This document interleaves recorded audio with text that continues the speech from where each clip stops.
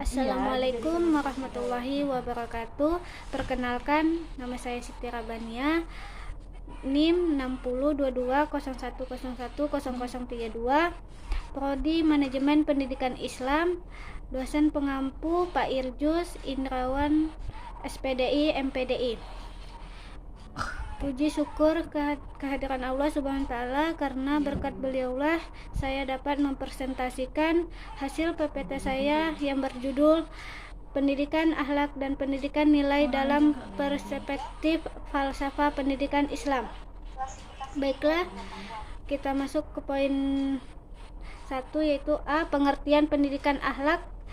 Akhlak secara etimologi atau arti bahasa berasal dari kata kahalaka, yang kata asalnya mulukun, yang berarti perangai, tabiat, adat, atau kalkun, yang berarti kejadian, buatan, ciptaan. Jadi secara etimologi, akhlak itu berarti pengaraian, tabiat, atau sistem perilaku yang dibuat. Karenanya, akhlak secara kebahasaan bisa baik atau buruk tergantung kepada tata nilai yang dipakai sebagai landasannya. Meskipun secara sosiologis di Indonesia kata akhlak sudah mengandung konotasi baik, jadi orang yang berakhlak berarti orang yang berakhlak baik. Akhlak adalah ungkapan tentang sikap jiwa yang menimbulkan perbuatan-perbuatan dengan mudah, dengan tidak memerlukan pertimbangan atau pemikiran terlebih dahulu. Pendidikan akhlak dapat diartikan sebagai latihan mental dan fisik yang menghasilkan manusia berpotensi tinggi untuk melaksanakan kewajiban dan tanggung jawab dalam masyarakat pendidikan akhlak. Pendidikan akhlak juga menumbuhkan personalitas atau kepribadian dan menanamkan tanggung jawab. Baik, kita masuk ke poin kedua, yaitu B. Tujuan pendidikan akhlak. Tujuan utama pendidikan akhlak dalam Islam adalah agar manusia berada dalam kebenaran dan senantiasa berada di jalan yang lurus, jalan yang telah digariskan oleh Allah Subhanahu wa Ta'ala.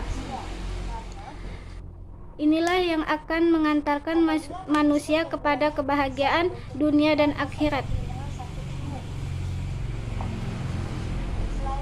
Pendidikan akhlak dalam Islam memang berbeda dengan pendidikan moral lainnya, karena pendidikan akhlak dalam Islam lebih menitik beratkan pada hari esok, yaitu hari kiamat beserta hal-hal yang berkaitan dengannya, seperti perhitungan amal, perbuatan, pahala, dan dosa. Akhlak seseorang akan dianggap mulia jika perbuatannya mencerminkan nilai-nilai yang terkandung dalam Al-Quran dan Sunnah. Baik, kita masuk ke poin C, yaitu metode pendidikan akhlak. Jadi, metode merupakan cara yang digunakan seseorang dalam melaksanakan suatu aktivitas agar pekerjaannya dapat berjalan dengan baik dan mencapai tujuan yang diharapkan, dan suatu cara, jalan atau langkah yang digunakan atau tempuh untuk mencapaikan pendidikan yang berkaitan dengan hal-hal yang bersifat normatif kepada siswanya. Macam-macam pendidikan akhlak, yaitu 1. Metode keteladanan. Bahwasanya anak-anak memiliki kecenderungan atau sifat peniru yang sangat besar, maka metode keteladanan, contoh teladan dari orang yang dekat dengan anak itu yang paling tepat adalah orang tua, karena orang tua sangat berpengaruh pada pembentukan mental dan akhlak anak-anak. Yang kedua, metode nasihat. Di antara metode dan cara-cara mendidik yang efektif di dalam upaya